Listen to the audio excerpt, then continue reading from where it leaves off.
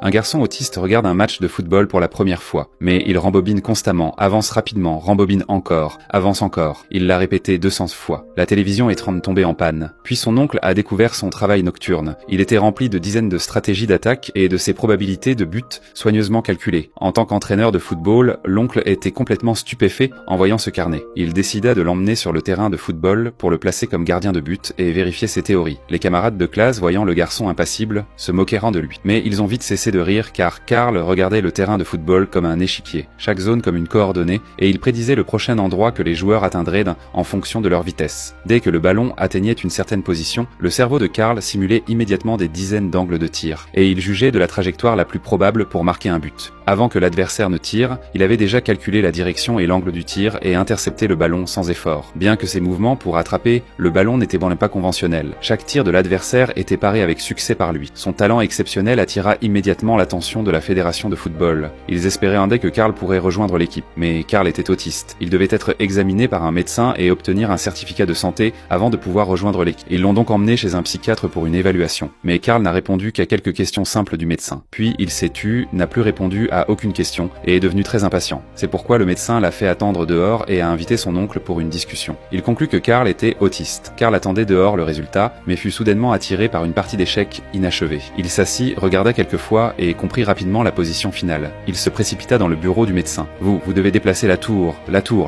Mais le médecin le contredit, disant qu'il perdrait en 3 coups si cela se passait ainsi. Karl bégaya et continua d'expliquer. Le médecin voulait vérifier l'affirmation de Karl. Alors ils allèrent à l'échiquier.